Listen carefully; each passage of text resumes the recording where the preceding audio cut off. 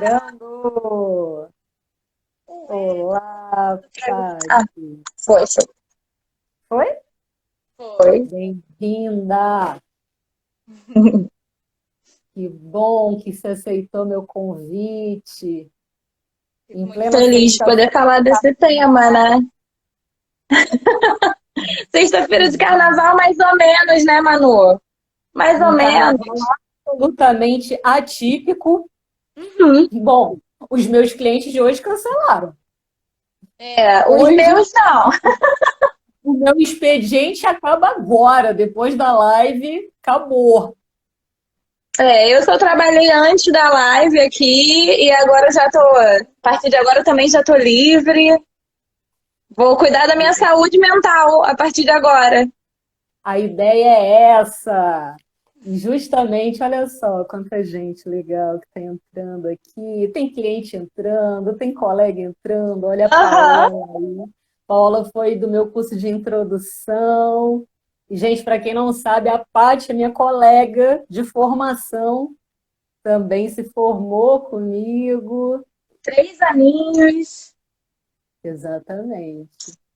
Que lindeza! Então, vou me apresentar para quem não me conhece, porque eu estou falando aqui como se todo mundo me conhecesse, né? Tem gente chegando aí, mandando coraçãozinho, que a gente gosta, né, Paty? A gente gosta. Pode começar. Sou psicóloga, sou gestalt terapeuta. Paty também, psicóloga, gestalt terapeuta. Que mais, Paty?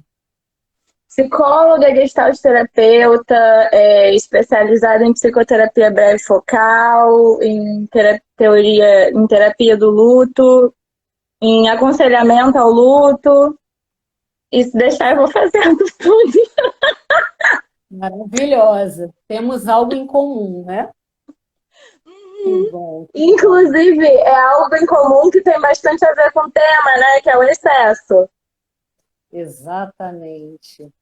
Eu e a Paty não, a gente cai em tentação, a gente não consegue resistir quando aparece algum impulso que a gente quer fazer. Se é formação, se é especialização, a gente quer, né? Estou na minha quarta, Exatamente.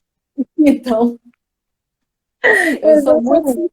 suspeita e a gente não termina uma para começar outra, né, Paty? Se É, não tem que for ser no tudo bem, finalzinho. Tem que emendar no finalzinho. exatamente, é sempre no processo. E ó, Paty, o que eu vou propor aqui como um disparador? Eu fiz uma enquete, eu vi que você fez também, né, na sua caixinha dos stories, uma pergunta. Você já teve, isso só para os psicólogos e para os estudantes de psicologia, né? Você já teve algum episódio de adoecimento mental? Na minha caixinha, 97%, né, dos psicólogos e dos estudantes de psicologia responderam que sim. E aí, o que a gente pode pensar? Ah, mas é uma enquete no Instagram. Isso não é válido, isso não é uma pesquisa. Mas eu trouxe uma pesquisa também da APA, né, que é da American Psychological Association, que fez um survey, né, em 2009, e o resultado foi que de 40% a 60% dos psicólogos naquela época apresentavam burnout, ansiedade ou depressão. E a APA também declara que os psicólogos apresentam alto risco de ideação suicida e comportamento suicida, se comparado à população geral. E aí, Paty? Olha, O que comigo, eu faz? não, eu não fiz com estilo enquete, né? Eu fiz estilo quem tiver história, vivência, fala comigo. E bastante gente veio compartilhar. Cara, eu tô ficando surpresa com a quantidade de burnout que tá surgindo. Ansiedade e depressão, para mim, já não era nenhuma novidade, já era uma coisa mais recorrente na clínica. Cara, mas burnout está surgindo com cada vez mais força. E para mim, isso reflete muito. Até que foi a minha monografia da faculdade, né? A coisa da gente estar numa cultura de ódio à produtividade. Então a gente está sempre que produzir mais, e uma ideia até meio que não tem muito sentido de que o autocuidado ele tem que vir em segundo da produtividade, quando na verdade se não tem autocuidado, não tem produtividade. Não existe um sem o outro, não existe a produtividade sem autocuidado. Então, quando eu vejo esse tipo de coisa, né, foi o que mais me motivou a fazer uma monografia voltada para isso. Eu reflito muito sobre esse movimento que a gente faz, e quando eu falo a gente, me incluo, porque eu me sinto uma dessas pessoas, eu me sinto tentada a fazer esse movimento também, de querer me exigir, de produzir, atrás de produzir, e o autocuidado é considerado como uma coisa mais fútil. E aí, quando a gente vê isso ampliado dentro das empresas, né, os chefes que acham que aquele momento do café é um momento fútil que pode ser desprezado, que o funcionário não está fazendo nada. E aí vira uma exigência, uma exigência, uma exigência. E aos poucos a gente está vendo o burnout se tornar uma coisa que está cada vez explodindo mais, bombando mais, como consequência também disso, né, Manu? E você falou da hora do cafezinho, né? No Japão, inclusive, o banheiro. Né? Então, para aumentar a produtividade, os funcionários estão usando fralda geriátrica, para não ter que levantar e não perder tempo de produtividade no banheiro. Né? Então, o quanto que isso, né, vai aumentando numa escala absurda. Né? Tanto que no Japão existe um fenômeno que ainda não existe por aqui, que é o karoshi, né? Que é a morte por excesso de trabalho. A pessoa, ela simplesmente, ela trabalha até a morte, até se consumir. Né? Então, assim, importante você ter falado do autocuidado, né? E ter falado também, né, o que, que acontece, o que será que está acontecendo com os psicólogos em relação ao burnout. E, assim, o psicólogo, ele não vive numa bolha, né? Não vive num vazio social. Né? Então, assim, o psicólogo, ele também faz parte de um sistema que é um sistema adoecedor, né, de individualista, competitivo, né, que sim, que é voltado, como você falou, para a produtividade e também para um perfeccionismo. Né? E o burnout ele está muito ligado a isso. Né? Uma autoexigência absurda também, né? Uma falta, né, de cuidado de si.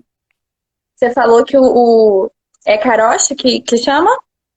Uhum. Você falou que isso não existe aqui. Eu vou questionar um pouco. Eu acho que existe, só que eu acho que a gente ainda não deu esse nome. Porque quando a Uhum. gente vê as pessoas se jogando de cima do prédio que trabalha, para mim é isso. Ou quando a gente vê, até quando eu vejo a galera que se joga na UERJ, sabe? Para mim é isso. É a pessoa estudando até morrer, ou a pessoa trabalhando até morrer. Então, assim, até questiono, será que isso não existe aqui? Então, esse nome, karoshi, é porque assim, o corpo para de funcionar. Ah, entendi. Não O entra na corpo questão para. do suicídio. Não, não. Não é que Ah, a ok. pessoa ela acabe com a própria vida porque ela chegou no seu limite. Não, é o próprio corpo chega no seu limite e para de funcionar. Existem associações no Japão de apoio aos familiares do karoshi, né, das pessoas que morreram dessa forma, né, porque existem famílias e famílias que ficam ali no desamparo, né, porque aquela pessoa, né, que seria aquela pessoa provedora daquela família morre por excesso de trabalho, né, e É um pouco assim mais existe intenso até do que eu pensava, né? O corpo simplesmente parar de funcionar, a pessoa tem que para, ter exaurido totalmente. para. E assim, tem um caso emblemático que aconteceu nos Estados Unidos, que assim, o tanto também que a gente não se olha, né? Não tem a ver com a psicologia, mas tem a ver com o mundo do trabalho, né? De um funcionário que morreu e ninguém percebeu. Ele morreu no trabalho, ficou 42 horas ali até alguém perceber que ele tinha morrido. porque nos Estados Unidos tem um esquema também de horário de trabalho que não é de 9 às 6, né? Tem empresas que funcionam 24 horas, né? Tem uma legislação trabalhista totalmente diferente da nossa, a nossa, na verdade, está se aproximando cada vez mais, né? Está cada vez mais liberal, neoliberal, né? E assim, e como tinham pessoas trabalhando durante o dia e pessoas trabalhando durante a noite, a pessoa morreu na aba dela e ninguém percebeu que ela estava morta. Né? Então, muito importante, né, a gente poder olhar o que está acontecendo assim, em termos de humanidade, né, ou desumanidade, né, Você nesse falou que não caso. é exatamente sobre nós, psicólogos. Eu sinto que falar sobre isso é falar sobre ser humano, sabe? E nós, psicólogos, dentro dessa categoria de ser humano, porque eu vejo muitas pessoas colocando a gente numa categoria um pouco diferente, como se a gente fosse um negocinho de porcelana, porque nós somos os psicólogos, nós temos que cuidar das pessoas, a gente tem que dar o exemplo, e isso coloca a gente num lugarzinho muito de porcelana. Porcelana quebra fácil, que essa idealização é uma idealização que se quebra fácil. No momento que a gente adoece, para muitas pessoas, a gente perde o valor como profissionais. Então, assim, quando você fala da gente se olhar também, né? Desse olhar para si próprio, da gente entender que a gente é humano e da outra pessoa olhar para a gente e entender que a gente é humano também, olhar para a gente como pessoa e não como isso, né? Na Gestalt a gente tem a coisa da relação eu, tu e eu, isso. E essa oscilação, ela é uma oscilação necessária. A gente precisa entender que é um ser humano, embora tenha uma relação mais distanciada que também é necessária para o trabalho. E eu acho que eu sinto falta dessa relação eu-tu vinda de outras pessoas que coisificam.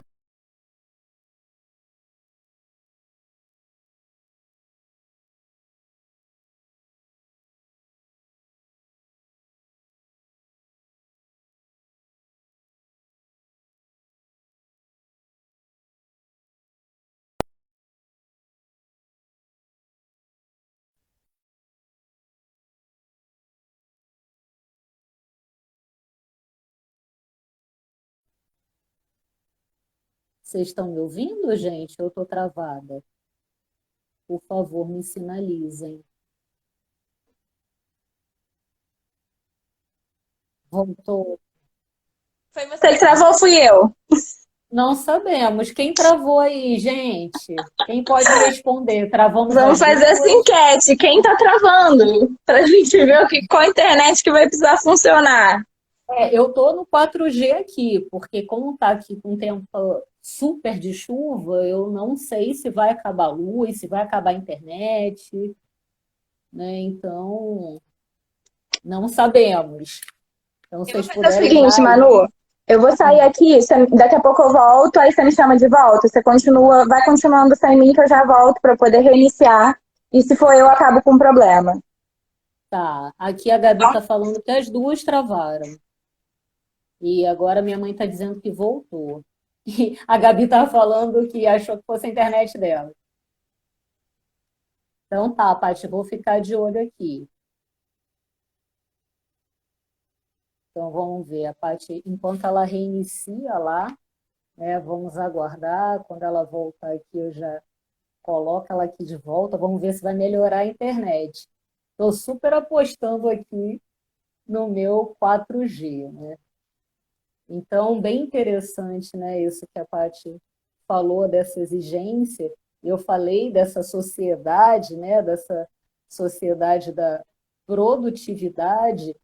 E assim, eu acho que o psicólogo, e não só o psicólogo, mas estudante de psicologia também, ele está numa categoria, né, que tem uma exigência extra, né? Porque o que acontece, né, com os outros estudantes de outras áreas? Exige uma cobrança em termos de produtividade acadêmica. O que acontece também, né, em relação aos outros profissionais? Né, uma cobrança muito grande por uma carreira bem-sucedida. Agora, em relação aos psicólogos, existe uma cobrança maior ainda, né? De um equilíbrio perfeito, né? De uma saúde mental perfeita, um comportamento diferenciado, um não adoecimento. A expectativa em relação ao estudante de psicologia e em relação ao psicólogo costuma ser diferente, né? Então, quais seriam, né, as consequências disso para o psicólogo, né, e para os estudantes de psicologia? Então, enquanto a Paty não entra, eu vou dar uma olhada aqui nos comentários para ver o que vocês estão trazendo.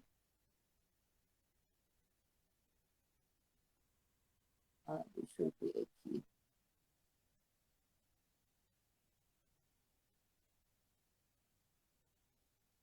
Bom, a Paty já solicitou aqui.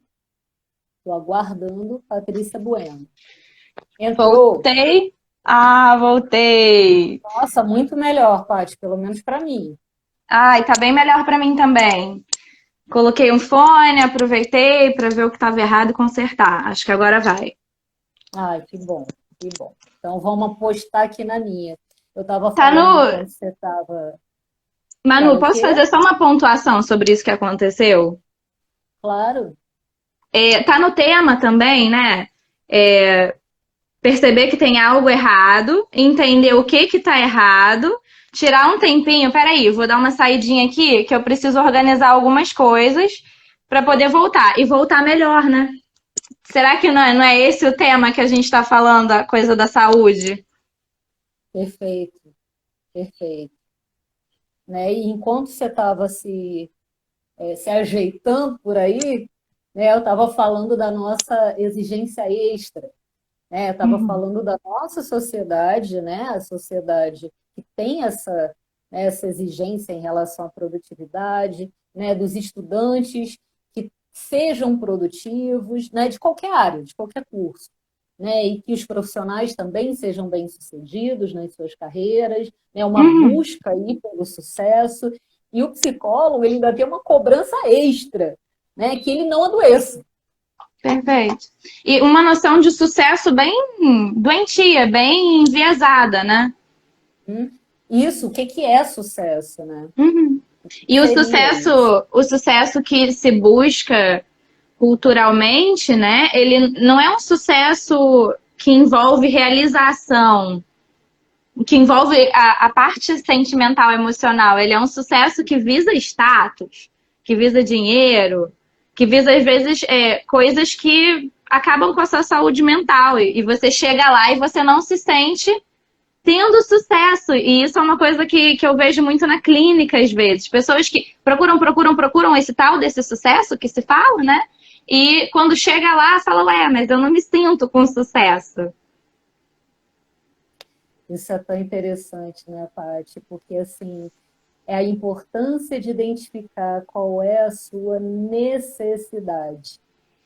Isso do cliente é nossa também, né? De Uhum, todos. Qual é a necessidade? Porque se a necessidade, por exemplo, for uma necessidade de amor, não importa o quanto que essa pessoa ganhe de dinheiro, não importa o quão bem reconhecida essa pessoa seja, né, no meio profissional, vai ficar um vazio, porque ela não está recebendo aquilo que ela precisa.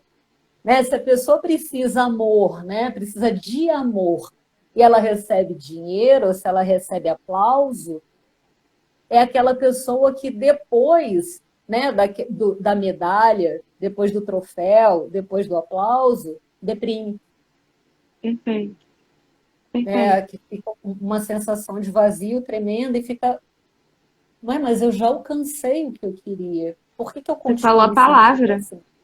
Você falou a palavra. Vazio. A pessoa fica no vazio porque o que ela tinha de noção construída acabou. Ela tinha o plano até ali, até ter sucesso. E aí, agora que chegou no sucesso? Uhum. não tem construído a partir dali, né? Sim. E eu fico pensando também, né, o quanto que mudou também. Hoje em dia não é só status ou só dinheiro. Eu fico pensando, né, na nossa área mesmo, né, Uhum. o quanto que agora está aí, né, contando número de seguidores, número Uhum. de postagens, né, Uhum. uma outra produtividade do quem não é, como é que é? Quem não é visto não é lembrado, né? É. Ou assim, tipo, não importa o quanto que você trabalhe, por exemplo, na sua clínica ou na sua área, independente de qual seja, mas se você não tem visibilidade, é como se você não existisse, né? Então existe mais essa cobrança nesse momento também, né? Principalmente agora depois da pandemia, né? Com os atendimentos online, né? Depois que a gente passou a se comunicar também de uma outra forma, depois das Uhum. lives, que as lives explodiram, né? Durante a Uhum. pandemia. Então, é um novo modo também de se relacionar e também uma nova cobrança e uma nova forma, né, de produzir, né? Eu fico pensando nisso, sempre que eu penso nisso, eu penso no início do psicólogo clínico, que ele descobre que ele não pode ser só psicólogo, que ele tem que ser uma porção de coisas na profissão dele. Porque ele vai fazer agenda, ele vai fazer planejamento financeiro que ninguém ensina a fazer. Ninguém ensina a fazer planejamento financeiro, ninguém ensina a fazer contabilidade. A faculdade zero prepara para esse tipo de coisa, então a pessoa tem que ser a própria secretária, ser o próprio contador, ser o próprio agente de marketing digital, tem que fazer coisas ao mesmo tempo, além do ser psicólogo, tirando o foco do ser psicólogo, né? Então, esse excesso também tem tudo a ver, né? Tem tudo a ver. Web designer, Uhum, youtuber, né? Então, uhum. assim, a pessoa é roteirista, a pessoa faz mil coisas, né? E para além daquilo, né? E às vezes para além das suas possibilidades também, né? E para além do tempo que existe, tem uma coisa que eu gosto muito de falar com os meus clientes e que eu uso muito na minha vida, que é a gente tem uma quantidade limitada de energia para usar. A gente não tem toda a energia do mundo. Então a gente precisa entender que se a gente investe energia em A, a gente tem que reorganizar toda a nossa organização. A gente tem que reorganizar tudo. Porque quando a gente coloca energia em A, a gente tira de B. Eu tive uma experiência recentemente que para mim foi muito didática, que eu fui visitar uns apartamentos e em um dos apartamentos eu achei incrível. Só que ele tinha só um banheiro. E aí eu fiquei meio assim. Aí eu fui perguntar pro moço da imobiliária se eu poderia construir um outro banheiro ali, se existiria essa possibilidade. E aí ele virou para mim e falou assim: olha, você pode construir um outro banheiro aqui, mas você precisa entender que a metragem é essa. Se você constrói outro banheiro, você vai estar tirando de um outro lugar. Ele falou isso para mim com todo respeito da Maravilhoso. palavra, eu caguei para apartamento. E eu comecei a pensar na vida. Que a vida é um pouco isso. A gente tem esse apartamento que tem essa metragem, e no momento que a gente quer construir uma coisa nova, a gente tem que tirar a metragem de outro lugar. E aí a gente entende a importância da gente reorganizar as nossas prioridades. Não dá para a gente querer ir encaixando coisa atrás de coisa, como se a gente tivesse toda a metragem do mundo. Digo isso para nós também. Inspirando aqui. Obrigada, Paty. Digo isso para nós duas também, que a gente vive querendo encaixar coisa. Não, mas você ainda está melhor do que eu, né? Porque eu vou num crescendo, né? Eu e o meu lado Anitta, para quem acompanha a Anitta, me Uhum, identifico, porque assim, tipo, eu vou, que vou, que vou, né? E assim não tem limite, né? Porque eu vou tendo uhum. uma ideia atrás da outra, né? Convidei a Paty, já vou até dar um spoiler que a gente vai fazer uma nova live mês que vem, né? E a gente vai fazer uma roda de conversa. E aí eu já estava assim, né? Tipo, não, então vamos fazer um workshop, então vamos fazer não sei o quê, então vamos fazer não sei o que lá. Aí a Paty falou, Manu, calma, calma. Tipo, era só uma live. Quando eu vi, já tinha virado. Né? Quando eu vi, Exatamente. não, né? Eu fui indo, a Paty colocou um limite. e o quanto que é importante, né, esse limite, né? E é um esforço para mim também, não é uma coisa que acontece naturalmente. E eu acho que falar isso é importante porque muitas pessoas têm uma ideia mais fantasiosa de que as coisas vão acontecer naturalmente, que quando elas mudam, as mudanças vão vir naturalmente. E tem algumas mudanças que a gente precisa fazer com força mesmo, se lembrando, até mecanicamente a princípio. Então, essa coisa do limite, cara, para mim é muito difícil ainda. E de vez em quando eu tenho que parar e me lembrar. Eu tenho que parar e olhar para mim e falar assim, pera, não posso. Então, quando você falava comigo sobre as coisas pra gente fazer, eu fui junto e eu comecei a inventar coisa também. Até que teve um momento que eu olhei pra mim e eu falei, não posso. Que Vamos bom, parar. cara. Não é uma coisa que vem naturalmente, é uma coisa mais mecânica um pouco, mais autoconsciente um pouco. E tudo bem. Às vezes as mudanças precisam começar assim, né? Hum? E olha só que coisa interessante, né? Assim, o que que é recurso? O que que você pode usar como recurso? Né? Eu lembrei agora de um episódio que aconteceu porque eu faço meu planejamento anual. Né? Até o dia 14 de dezembro, eu sei o que eu vou fazer porque está tudo planejado. E aí a minha terapeuta, ela pontuou isso. Ué, mas aí você tem que estar tão à frente sempre, você precisa planejar tudo sempre. Eu falei, sim, porque eu uso isso como recurso para me colocar um limite. Porque eu preciso visualizar, sabe? Olha só, não tem tempo, o tempo que tem é esse.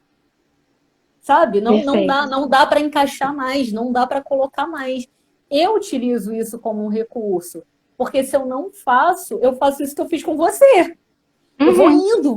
vou indo, e é um negócio que não tem limite, né? E é interessante você colocar isso, porque eu sempre falo para as pessoas que o recurso é uma coisa que cada um vai ter um. Não tem isso de porque algo é recurso para mim, vai ter que ser recurso para você. E fica pouco ilustrativo. E aí o que você está falando agora foi super ilustrativo para mim. Se eu fizer isso, eu acho que eu morro de ansiedade. Para mim é o contrário. Para mim, isso não é um recurso, isso me degringolaria toda. Então, recurso para mim é me organizar semana por semana. Porque se eu me organizo para um longo prazo e muita coisa muda ao longo do caminho, isso me fere. E me coloca ali na beirazinha da ansiedade, tendo que me regular tudo de novo e tudo mais. Então, eu preciso que a minha organização seja semanal. E essa organização semanal, ela é um recurso muito grande para mim. Todo fim de semana eu tenho a minha rotina de organizar minha agenda da semana que vem, com as mudanças que eu vou precisar fazer na semana que vem, com os eventos que eu vou precisar ter na semana que vem, com as reposições. Meus clientes já sabem, meus clientes que estão assistindo aqui, eles já sabem. Toda vez que tem que fazer reposição, que eu não consigo fazer na mesma semana, eu falo, olha, no sábado eu te dou uma resposta sobre isso. Porque sábado é o meu dia de fazer a organização da semana seguinte. Esse é o meu recurso para minha ansiedade. E Sábado eu é penso. completamente diferente. Sábado eu penso nisso, porque se eu for pensar naquilo naquela hora, eu já tive essa experiência de querer fazer. Um belo dia eu falei, acho que eu não preciso disso não. E aí eu quis fazer o planejamento, o replanejamento das coisas na hora. Conforme as pessoas falavam comigo, eu fazia. Menina, degringolou minha cabeça toda. Minha agenda ficou toda enrolada. Eu esqueci eu esqueci de anotar. E eu tenho isso. Se eu esqueço de anotar, eu esqueço. E eu esqueci de anotar atendimento de muita gente e a minha cabeça ficou maluca. Eu falei, não, eu tenho a minha organização, eu preciso valorizar que eu funciono dessa forma. Não é porque Você precisa fulano. legitimar essa forma, Eu né? É a preciso sua forma. legitimar que eu sou assim. Não é porque fulano não tem isso que fulano funciona melhor do que eu. Não.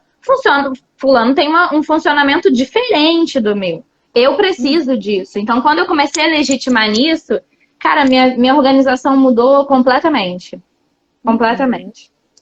Então, o quanto que é importante a gente poder olhar, né? E assim, para as nossas necessidades, colocar um limite e também não ter. Enquanto você foi falando, eu fui também entrando em contato, né? Assim, o quanto que as coisas também mudam, né? Aquilo que você, né? Naquele momento, né? Vou dar um outro exemplo, né? Em relação aos intervalos, sempre faço intervalo entre uma sessão e outra. Eu não emendo uma sessão na outra, porque eu não dou conta disso. E quem está aqui, quem é meu cliente, né, sabe que de vez em quando eu dou uma renegociada, tipo, não tem um horário absolutamente fixo, porque às Uhum, vezes eu me dou conta que 15 minutos está pouco para mim. Às vezes eu preciso de perfeito. 30 minutos, às vezes eu preciso parar para fazer um lanche, às vezes eu preciso parar para fazer uma caminhada, né? Então, assim, é importante também renegociar e também entrar em contato e atualizar, né? Porque às vezes aquilo que a gente utilizava como recurso e aquilo que dava certo naquele momento não está dando agora.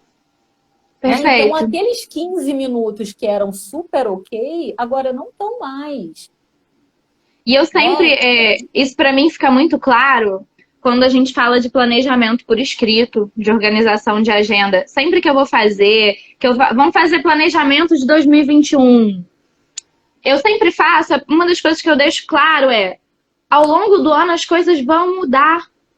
E você vai precisar reorganizar, renegociar com você mesmo o que, é que você vai querer. Isso é muito importante, a gente não ficar preso a algo que a gente almejou a princípio, que fosse de uma certa forma, né? A gente poder reprogramar, a gente poder se reorganizar, a gente poder se regular, se ajustar criativamente ao que a vida oferece pra gente, né? Sim, porque senão cristaliza. Né? E onde é que está Uhum, o adoecimento? Né? É um modo de perfeito. funcionar que, assim, que já deu certo em algum momento da vida. Pode até ter Uhum. dado. Quando eu tinha 3 anos de idade, eu fazia isso. Né? E aí, se eu passo uma vida inteira reproduzindo aquele negócio que deu certo quando eu tinha 3 anos de idade, não funciona mais. E é Não importante funciona validar que mais. funcionou. Porque às Uhum. vezes a gente traz esse tema e as pessoas acham que isso é algo disfuncional desde o princípio. Vamos taxar, botar na caixa das coisas disfuncionais. Não, foi funcional em algum momento. Assim como esse nosso excesso, né, que a gente tem em comum, foi funcional. É parte do onde a gente chegou, mas tem um momento que não é mais funcional, que a gente já Uhum. tem a oportunidade de fazer diferente. E quando a gente não faz, aí sim. Aí sim cristalizou, aí sim a gente traz problema atrás de problema. Sim. O quanto que é importante até mesmo, né, olhar, por exemplo, para os processos autodestrutivos. Isso tem uma função, isso tem Uhum, uma função. Né? É possível ver saúde nisso também. Né? Não é porque a pessoa ela quer acabar com ela mesma, ela quer se destruir. Né? É poder olhar, por exemplo, quando, né, a autodestruição tem a ver com excesso de trabalho. Qual é a uhum, função desse excesso de trabalho? Né? O que ele perfeito. está cumprindo ali? A Né? vontade de acabar com a própria vida não é só isso. Não é a vontade de acabar com a própria vida. É a vontade, em geral, né? A vontade de acabar com alguma outra coisa. Que tá fazendo que a vida seja uma experiência dolorosa, né? Que vida é essa? Uhum, Que vida é essa? Né? Será que essa vida está sendo digna de uhum, ser vivida? Né? Ou qual a parte dessa vida que não está sendo digna de ser vivida? Né? O quanto que é importante, né, poder olhar para isso. E eu queria retomar um pouquinho também uma coisa que você falou, Paty, que você falou, até quase que um pedido seu, né, em relação aos pares, né, que você falou o quanto, né, que existe uma cobrança grande e também uma falta, né, da gente, a gente, eu falo enquanto psicólogos, da gente se olhar, né, e uhum, até o quanto também, né, que nos próprios cursos universitários, na nossa formação, né, enquanto psicólogos, o quanto que isso não é falado, né? O quanto que a gente não aprende a se cuidar. A gente aprende que a gente precisa cuidar do outro, perfeito. mas não tem nada relacionado ao autocuidado. Isso não é um debate, a gente não fala da nossa saúde mental. A gente fala da Uhum. saúde mental do outro, né? E quando a Então gente isso é fala completamente ignorado. quando a gente fala da nossa saúde mental, dentro da nossa profissão, dentro dos cursos e tudo mais, é em função do outro. A gente fala no nosso próprio processo terapêutico para que nós possamos ser melhores terapeutas. A gente não fala do nosso processo terapêutico para a gente sustentar. pra gente conseguir ter qualidade de vida dentro dessa profissão, que é uma profissão difícil pra cacete. Não é moleza. E a gente fala do nosso trabalho terapêutico como algo que vai servir em função do nosso trabalho? E é uma obrigação, é um tem que. O que a gente escuta na nossa formação? Tem que fazer terapia e tem que fazer supervisão. Para quem é da área clínica, e ainda até hoje, né, a formação em psicologia é muito voltada ainda para a área clínica e ainda é absolutamente elitista. Então, assim, tem que fazer terapia e tem que fazer supervisão. Mas para quê? Exatamente, para servir melhor, para cuidar melhor do outro. Mas como que cuida de si? Então, a própria APA fala sobre isso, que os psicólogos, eles não são educados para isso, para poder olhar para o outro e até mesmo para dar um suporte para um colega, por exemplo, num momento de crise, né, ou num momento de maior vulnerabilidade. A gente nem enxerga isso no outro, né, em geral. E dar um suporte no sentido de acolhimento, né, Manu? Não é dar aquele suporte de análise, de estar ali tentando desvendar psicologicamente, analiticamente o que está acontecendo, né? Eu mesma já vivi experiências de estar em um momento que a minha necessidade não é uma coisa técnica, a minha necessidade é de acolhimento. E ainda tem muitas pessoas, muitos psicólogos que têm dificuldade, e eu entendo que essa dificuldade deles não é deles exatamente, né? É desse histórico da gente não ser ensinado muito sobre o afeto dentro da nossa profissão, sobre o acolhimento dentro da nossa profissão. A gente fica na coisa técnica, né, de tentar acolher da melhor forma, dentro dos estudos, tentar entender se tem uma patologia, o que a gente faz pensando que pode ser o sintoma dessa patologia falando com a gente, não essa pessoa, tipo... Gente, onde que ficou o acolhimento? Enfiou no bolso. Onde que fica a pessoa, né? Porque se a gente trata o sintoma, a pessoa desaparece, né? E assim, você falou a palavra, né? Acolhimento. A gente não aprende a acolher. Perfeito. Né? E assim, a gente não aprende nem a acolher o outro e nem a se acolher. Né? Nem se acolher, né? Nos próprios momentos também, né? De vulnerabilidade.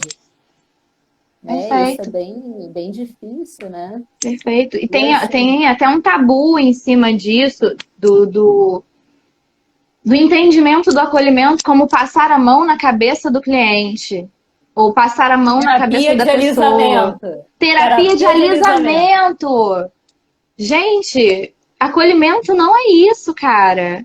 Mas as pessoas, elas precisam nesse momento. Elas precisam se fortalecer. Elas estão em sofrimento. Elas precisam, às vezes, de uma mão que não vem de outro lugar.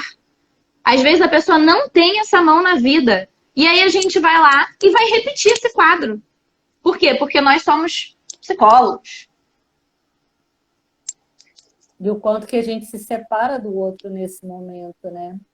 E aí a minha humanidade não toca na sua. E o quanto que é importante, né? Quando a gente olha para a nossa própria, né, vulnerabilidade, quando a gente se dá conta que sim, a gente também tem uma ferida, né? Se a gente for aí lembrar do mito, né, do curador ferido, aquela pessoa que está ali, né, para quem é da área clínica, aquele cliente, aquele paciente que está ferido, né, ele também tem um curador nele. E nós, né, que estamos ali, né, num lugar que seria um lugar de curador, ou que aquela pessoa projeta na gente de curador, nós também temos um ferido dentro de nós, também temos uma ferida, também temos um adoecimento.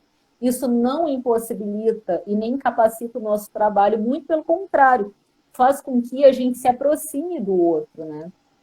Recurso. Grande recurso. Sim.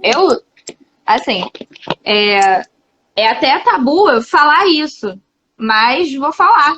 Eu tenho depressão. E eu tenho ansiedade. E é isso. Eu não me sinto menos profissional por causa de nenhuma dessas coisas. E pelo contrário, por eu ter vivido claro que a depressão e a ansiedade, embora sejam patologias registradas, catalogadas, elas são experienciadas de formas um pouco diferentes, um pouco distintas de cada pessoa para cada pessoa. Mas por eu ter vivido essas experiências, eu consigo empatizar, eu consigo... o que o outro diz ressona em mim de uma forma muito mais ilustrativa do que, às vezes, para uma pessoa que nunca viveu, por mais empatia que essa pessoa pudesse ter. O que a outra pessoa fala ressona em mim. E até essa identificação que eu posso ter em algum momento, se eu consigo regular ela e não me perco, isso é um recurso danado. Me facilita até acolher. Eu me sinto melhor acolhedora porque eu consigo sentir aquela dor também. Então, quando eu falo essas coisas, eu sei que é um tabu para grande parte dos psicólogos, mas para mim isso é como se eu tivesse malhado, tivesse mostrando meus músculos para vocês. É porque não é aquilo que a gente estudou sobre depressão, né, Paty? É aquilo que a gente sentiu cortando na pele, né? E assim, eu acho que não foi óbvio que não foi à toa que eu convidei você para falar sobre esse tema. Né? Eu acho que é porque a gente tem, né, uma abordagem muito, muito próxima, né? Uma abordagem não no sentido de linha de atuação, né? Mas assim, a maneira com que a gente olha e a gente cuida, né, do nosso trabalho, né, muito próximo. O quanto que eu já fui muito criticada por isso, né? Por expor a minha vulnerabilidade. Né, disso ser tema de supervisão do tipo, vocês não acham que a Emanuele está se expondo demais? Né? E assim... E eu lembro dessa ocasião, quando você contou isso pra mim, eu te bati palma, que eu falei que eu era muito sua fã, porque pra mim é isso, a coragem que você teve, isso é uma coisa, olha, é uma das coisas que eu mais admiro em você, o tamanho da sua coragem de colocar a sua ferida e usar a sua ferida para uma coisa positiva, para que as pessoas também... E isso é uma coisa que eu tenho muito em mente, que quando a gente coloca a nossa vulnerabilidade, a gente também tira essa idealização do cliente ou do paciente, de que a gente é incrível, porque isso às vezes está no caminho dele conseguir se abrir mais com a gente. Se o cliente ou o paciente acha que a gente é perfeito, tem algumas coisas que ele vai ter dificuldade de falar, porque a gente é perfeito. Então, quando a gente quebra isso, quando a gente consegue colocar, olha, também tenho vulnerabilidades, olha, também tenho que lidar com desafios ao longo da vida, a gente quebra essa idealização de um negócio que não existe. Não existe esse ser maravilhoso e pleno diante de tudo. Isso não é real. Não faz parte da vida. E talvez, né, e pelo menos é o que eu acredito, que o incrível é justamente isso, né? É ser humano, é ter suas vulnerabilidades e poder usar isso como um recurso para empatizar com o outro, para poder se aproximar da dor do outro. E o quanto que isso também vira tema de terapia. Muito. Olha só que maravilhoso, porque, né, tem clientes, você tem, e eu tenho também, né, que nos acompanham no Instagram, que acompanham, né, aquilo que a gente está produzindo. E é muito interessante, porque aí tem cliente que quer cuidar, que chega assim, Manu, você tá bem? Como que você tá? Eu vi no seu Instagram. E aí o tema do cuidado entra de várias formas, de acordo com a maneira com que cada pessoa traz, né? E o quanto que isso tem a ver com a história dela. Para algumas pessoas pode ser o quanto que aquela pessoa cuida do outro e abre mão do cuidado dela mesma, inclusive na terapia, que é o espaço dela, e ela está ocupando, né, aquele espaço preocupado comigo, né, e tendo um cuidado comigo. E o quanto que eu agradeço, né, por estar olhando, né, para mim naquele momento e para minha dor, né, mas também eu convido a olhar o quanto que essa pessoa também não faz isso na vida, né, de ceder o seu espaço, de ceder o seu lugar para o outro, né, e que naquele momento que seria para olhar para a sua dor, olha para a dor do outro, né? Então, e tem um isso tabu. é um tema de terapia. Tem um tabu em cima disso também, né? De a gente receber carinho e cuidado dos clientes. Gente, eu fico feliz. Quando eu falo, olha, hoje eu não tô me sentindo bem, hoje eu tô na algumas semanas, ou na semana passada, eu tive uma desidratação que eu preferi adiar meus atendimentos. E quando eu fui falar com os meus clientes, eles ficaram, nossa, poxa, eu espero que você fique bem, dá notícias e tal. E eu acho esse carinho muito importante. E também é um tabu essa coisa do carinho que a gente recebe. A gente, teoricamente, deveria problematizar isso. E eu acho legal a gente trabalhar em cima disso, como você falou, mas poder receber isso também. Isso também é uma coisa. A gente também é humano. Isso é muito legal, sabe? É bem a coisa da Gestalt, que é de ser uma via de mão dupla, não é uma via de mão única. Sim. E eu lembrei de uma outra coisa também, né? Uma das formas do cuidado, que assim, que, bom, como, né, eu trabalho principalmente, né, com processos autodestrutivos, né, trabalho com comportamento suicida, trabalho com luto, tem clientes que vêm, né, já vacinado, né? Tem cliente que vem vacinado porque tem uma história que é considerada muito pesada e é um tabu, por exemplo, quem tem ali uma história de perda por suicídio, por exemplo, né, que não pode falar sobre aquilo e a pessoa fica tentando cuidar de mim, fica com medo de falar alguma coisa, aquilo ser muito para mim. E aí eu faço um acordo do tipo, olha, agradeço por você estar cuidando de mim, mas vamos combinar uma coisa? Se um dia ficar muito para mim, eu sinalizo para você. Então, não tenha, né? Isso é um acordo que eu faço. Não tenha essa preocupação. Você traz. E aí eu vou me cuidar aqui. E eu vou sinalizar para você quando for muito. Porque, assim, isso foi um divisor de águas na minha vida, porque eu fiz 20 anos de análise, né? Antes de vir para a Gestalt terapia, né? Eu era totalmente ali apaixonada pela psicanálise, fiz 20 anos de análise. E, assim, no meu terceiro analista, aconteceu, assim, um fenômeno ali que mudou tudo para mim, no meu processo terapêutico. Porque eu trouxe uma situação e o meu analista, ele colocou a mão no peito, assim, e ele estava muito vermelho, e ele falou, tá muito para mim. Quando ele falou isso, eu me dei conta, eu falei, tem uma pessoa me ouvindo, tem uma pessoa ali, né, que essa experiência eu nunca tinha tido, né, porque eu não tinha conseguido ainda ver a humanidade no outro, né, porque era tanto uma relação hierárquica, né, do outro que sabe sobre mim, e uma relação de poder, eu no lugar de paciente, né, e num lugar absolutamente passivo, e ali naquele momento com esse terapeuta, mudou tudo. Mudou tudo. É tão importante o que a gente compartilha também, né, Manu? Às vezes a gente poder dizer isso mexeu comigo. Isso também pode ter muito a ver com o processo da pessoa.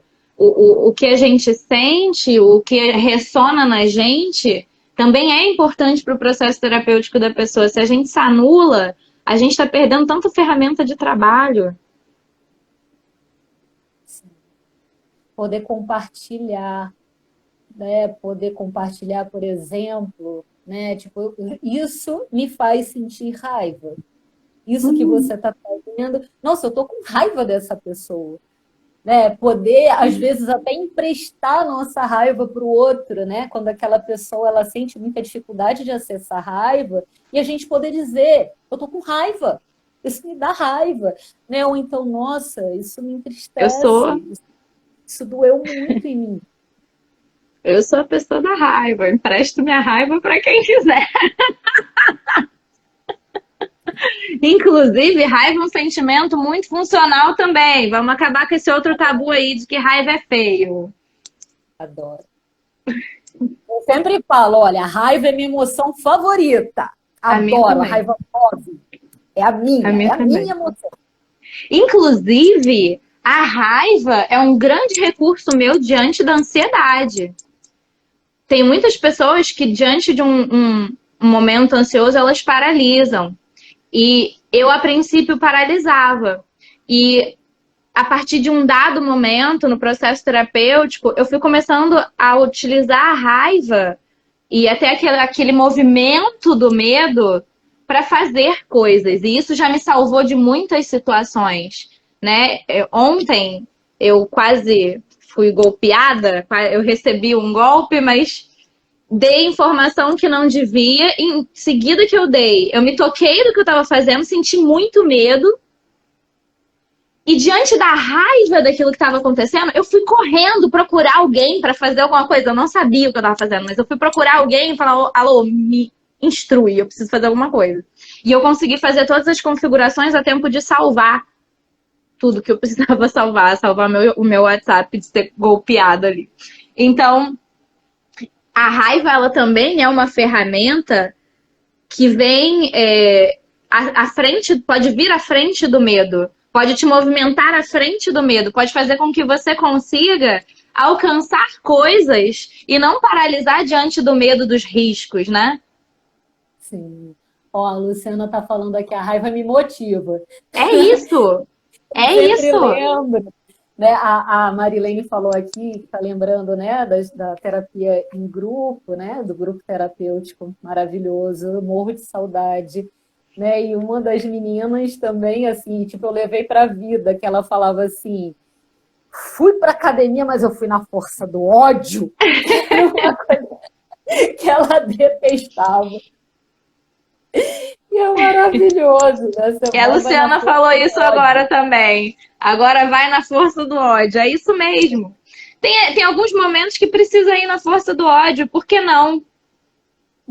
Por que não? Por que isso seria disfuncional só porque você está indo motivada pelo sentimento da raiva, né? Sim. Né? Aí a gente cai no julgamento, né? De que tem emoção boa, tem emoção mal. Tem sentimento bom, tem sentimento mal. Né? E, assim, não tem. Existe emoção, existe sentimento. E assim, quem é meu cliente sabe, assim, o quanto que a gente comemora, assim, junto, e eu comemoro muito, né, quando a pessoa consegue acessar a raiva.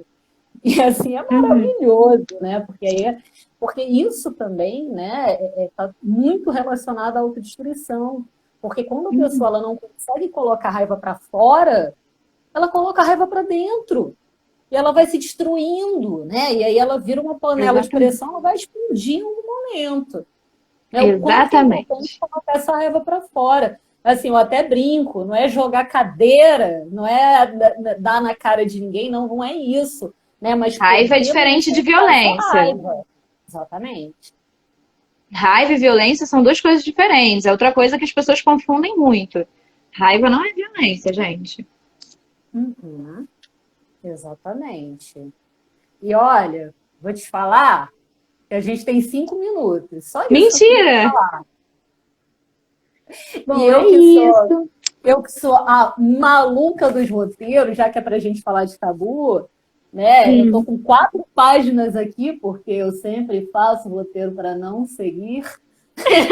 A gente foi para outro lugar e vou te falar também que eu podia me encontrar com você toda semana para conversar sobre qualquer coisa. Eu aceito. Vamos.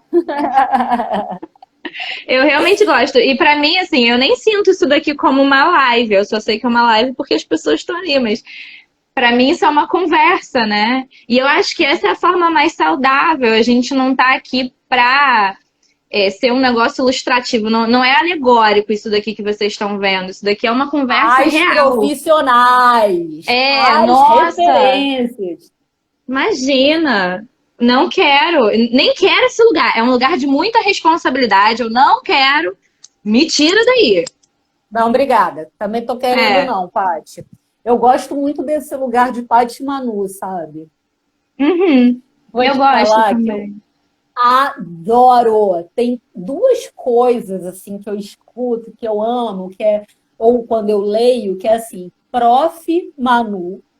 Ou então quando algum cliente me manda uma mensagem, Manu, eu não sei o que lá. E aí esse Manu, eu falo, caramba, agora chegamos, fizemos o nosso vínculo. Maravilhoso. Esse lugar que eu gosto. E esse vínculo só é possível porque a gente é humano. Porque a gente não é robô, a gente não é Deus, a gente não é perfeito, a gente não é anjo, a gente não é nada disso, a gente é humano. E é isso que permite o vínculo. Eu só vou te dizer uma coisa que Danilo tá me chamando para comer burrata. E eu digo sim! Vou fazer Tem uma marido burrata pra aqui você também, amanhã. gente. Vou Já fazer uma quero, borratinha já pra quero. você amanhã, pra gente comer. Ó, a Marilene tá aí. Manu, Manu, Manu. Já gosto. Eu Olha que gosto desse lindo. carinho. Ó, a Luciana tá aqui sugerindo uma live sobre acolhimento. Vamos fazer? Você topa, Paty? Topo, claro, topo. Vambora. Tá Inclusive, lindo. acolhimento no atendimento online. Eu acho legal falar sobre isso também. As pessoas acham que não existe. Gente, não é mito. Dá para acolher pelo atendimento online, sim. Sim. E assim, e até para quem estava, né, no meu workshop, viagem para dentro de si, né, eu sempre falava com as pessoas antes, né, sempre mandava um e-mail para fazer ali, né, um ambiente, criar uma ambiência, fazer o Uhum, seu espaço acolhedor, né, de ter sempre ali a sua garrafinha de água, seu lencinho de papel, seu caderninho de anotações, ter aquele seu, né, uhum. espacinho ali. E a gente conseguiu criar isso. Gente, foi um workshop online. E ficou acolhedor, sabe? Dá sim, dá para acolher online, sim. Eu quero Adoro. mais. Não pode ficar mais uma hora, não. Olha Olha, eu, eu. querendo muito. Tem que me botar limite também. Então, o que que eu vou sugerir para você, que eu adorei essa ideia da Luciana? Bora fazer já a nossa live, que está marcadíssima. Eu não vou dar spoiler do tema, mas vamos, mês que vem, vamos fazer mais uma live, uma roda de conversa. Então, Perfeito. vamos fazer a nossa do acolhimento também, que vai ser linda, já adoro. Agradeço muito a todo mundo que fez vários comentários aqui. Eu fui acompanhando enquanto a gente ia Eu nem conversando. consegui ler nada. Eu esqueci. Tinha momentos que eu esquecia que eu tava numa live. Ia aparecendo, e aí eu ia lendo aqui, acompanhando, e que legal isso, né? Porque aí as pessoas Uhum. foram interagindo também, uma foi respondendo para a outra. A Isso é Carol, muito olha minhas maravilhoso. inspirações aí. Adorei. Olha o carinho que eu tô falando. Eu gosto. Eba! Também gosto. Gostamos muito. Que bom, Paty, que bom, que bom. Que E bom. olha só, o que eu vou dar aqui de dica? Vê aí também, se você quiser dar alguma dica, Paty, dos seus trabalhos, Uhum. para quem quiser, né, até a gente fazer a nossa live do acolhimento, para quem quiser ficar mais um pouquinho nessa discussão, eu tenho uma live chamada Cuidando de Quem Cuida, um olhar sobre ser psicólogo, tá? Que está no IGTV do dia 24 de agosto, está aqui no meu Instagram. E o vídeo nos portões da universidade, o suicídio entre estudantes de psicologia. Esse é mais Uhum. curto, tem um vídeo de 8 minutos, que está no meu Instagram também, do dia 19 de setembro.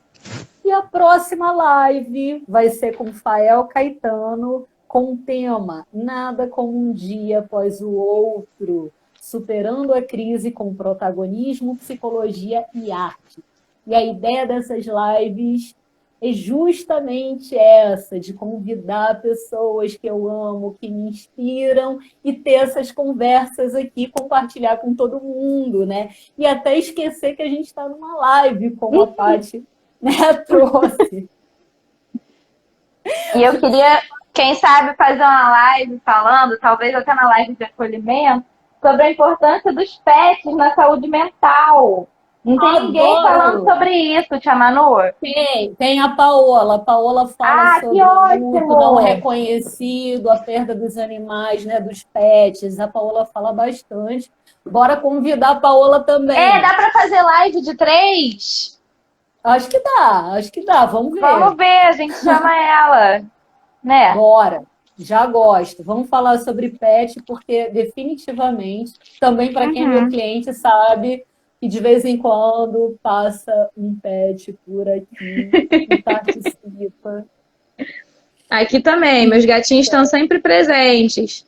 E é realmente um filtro de energia, é uma coisa tão poderosa. As pessoas falam um pouco sobre isso. Fiquei até feliz de saber que a Paola está falando sobre isso, porque eu vejo as pessoas falando muito pouco e é muito poderoso a ajuda que um pet oferece quando a pessoa está com alguma questão de saúde mental. Total. Recurso. Né? E para quem não é muito chegado a essa coisa de energia, achando que é uma coisa mística e tal, não, mas é reconhecido, né, cientificamente. Os gatos, eles limpam, né, Sim, o ambiente. perfeito. E é isso, minha gente. Muito obrigada, né, nesse nosso carnaval absolutamente atípico. Que bom que vocês vieram passar o carnaval com a gente. E amanhã eu vou encontrar a Paty para comer burrata. Ai, já tô esperando. Eba! Que bom! Manu, Então, obrigada pelo convite. eu Eu que amo estar aqui com agradeço você. Pode me convidar mais vezes, porque é muito gostoso. Eba! Já gosto. E eu também só lembro que é live porque tem uma luz na minha cara e eu tô aqui com toda maquiada. Eu tô até sem luz aqui. Eu tô super natural. Vai do jeito que tá. Eu sou uma pessoa que se produz, né? Vai fazer live e fica como? A Aqui, toda quarentena fez eu produzida. desistir disso, Manu. A Isso, quarentena fez gente, eu só jamais! provando minha naturalidade. Eu que nunca saía sem maquiagem por aí. Agora eu passo uma coisa na sobrancelha. E vou por Cuspe, né? um negócio assim, e vou por aí. Pra mim é isso. Pra mim isso é o recurso, né? Eu poder me aceitar naturalmente, estar aqui ao vivo, com um monte de gente que passou por aqui, um monte de gente que tá aqui, botando minha carinha a tapa do jeito que ela é mesmo. Maravilhoso. Né? E já eu uso a maquiagem como recurso porque é o meu momento de preparação. Enquanto eu estou me maquiando, eu estou me concentrando, entrando em É um contato. ritual, né? É um ritual. É um ritual. Maravilhoso. Olha como os recursos são diferentes para cada uma. Eu tinha muito isso como um recurso, quando estava tudo presencial, e quando acabou isso, eu encontrei o recurso em poder estar como estou. Legal, né? Maravilhoso. Muito bom. Tá vendo? Não cristalizou. Não cristalizei. E o legal é que Absolutamente saudável. a gente pode utilizar como a gente quiser, não é porque a gente não tem mais aquilo como algo cristalizado que a gente não pode mais utilizar, sabe? Eu sei que eu posso fazer o meu ritual de maquiagem quando eu sentir que isso vai ser um recurso para mim. E quando eu sentir que meu recurso vai ser estar naturalmente, eu vou estar naturalmente. E isso é incrível. Chama-se contato. É quando a gente está em contato com a gente, né? Com a nossa necessidade, com aquele momento, a necessidade do momento. Tô aqui, ó, unhas feitíssimas, toda maquiada. Mas pode ser que um dia eu fique aqui sem unha feita, sem maquiagem, sem nada disso. E isso também fala, não sei se dá tempo de falar tudo que tem para ser falado. Isso também fala dos nossos vários selfies, né? Tipo, tem dia que a gente tá mais um selfie produzida, não sei o quê. Tem dia que bota um batom, um negócio na sobrancelha, tá bom. Tem dia mais hippie, que você quer estar super... A vibe é estar natural e poder respeitar quem é você naquele dia, né? Quem você está se sentindo naquele dia. Filha, não brinca com o fone da mamãe, não. E aí, só para finalizar, porque eu lembrei, porque Carol tá por aí, né? E aí, quem é que tá fazendo bagunça aí? Que tá mexendo no microfone? É o pinguim, claro. Ah, pinguim, naturalmente. Mas só para fechar, que tem tudo a ver com a nossa discussão, né? Porque Carol tá por aí, e eu achei maravilhoso. Carol foi minha estagiária, né? E ela, como estudante de psicologia na época, e começou a fazer terapia com a Paty, e não foi à toa, porque a Carol, né, ela me pediu indicação de terapeuta, e eu sugeri a Paty primeiro, né? Óbvio, né? Por eu confiar, por eu saber que é um trabalho de excelência, e também por ser uma terapeuta jovem. E isso foi muito impactante, eu lembro, né? Que a Carol chegou falando, nossa, mas né? E ela é igual, né? Igual a mim, se veste, né? Da mesma forma, tipo, não tem aquela Uhum. coisa de, né? De um lugar diferente, né? É tipo, você não estava fantasiada de psicóloga, né? Você estava ali vestida de Paty. Perfeito. E a partir do momento que a gente começa a se fantasiar de psicólogo, para mim, a gente perdeu uma parte importantíssima do vínculo. Porque você tá ali na fantasia, na máscara, você não tá ali de verdade. E o que você pode oferecer quando você tá ali de verdade, das suas dores e do que é real seu, que é feio às vezes, não é bonito sempre. É incrível, enriquece pra caramba o trabalho. Sim. Ai, que maravilhoso. Então, se você falou de máscara, eu vou fechar com uma fala de Jung, que fala o seguinte: ele fala de médico, mas se a gente puder trocar essa palavra médico por psicólogo, dá no mesmo. Ele fala assim, ó, o médico só age onde é tocado. Só o ferido cura. Mas quando o médico tem uma persona, uma máscara que lhe serve de couraça não tem eficácia. Levo meus doentes a sério. Talvez esteja exatamente como eles diante de um problema. Gente, maravilhoso, né? Muito bom, muito bom. Uhum. Cadê você, Paty? Deu uma Estou paralisada, mas aqui. agora acho que voltou. Que bom. Voltou, voltou, mas eu consegui ouvir a citação. Ai, que bom. É Gente, para isso quem mesmo. não sabe, eu fiquei na maior dúvida. Na época de escolher uma formação, não sabia se eu ia, se meu negócio era Jung ou se era Gestalt. Ambos. Inclusive, Amo o que me não. trouxe para Gestalt foi a possibilidade de ser humano na clínica, porque eu já tinha depressão e eu já tinha sido diagnosticada e eu pensava, eu não vou conseguir ser psicóloga sendo assim. Que linha que eu poderia ser psicóloga, né? E na época tinha um tabu muito maior. E quando eu me vi podendo ser psicóloga, tendo o que eu tenho, tendo depressão, tendo ansiedade, me regulando, cuidando de mim, cara, eu pude encontrar um lugar onde eu me aceitei muito melhor, onde eu pude usar o que eu tenho na minha clínica. Para mim, isso foi um ponto super decisivo de saúde. Eu pude ser eu dentro da clínica. Cara, não tem substituição. Maravilhoso. Encontrou sua turma, né? Do tipo, onde que eu vou poder ser gente aqui? Encontrei. Que bom, nos encontramos também. E é isso, minha gente. Ó, um beijo para todo mundo que ficou até agora aqui com a gente. Ficamos, ó, 1h10, a live mais longa que eu já fiz Uau! na vida. Poxa, se você me deixa falar, eu vou. Não, vamos continuar mês que vem e depois no acolhimento. Tá bom. Vamos transformar essa live em 3. Vamos. Então tá. Topei. Beijo e até amanhã.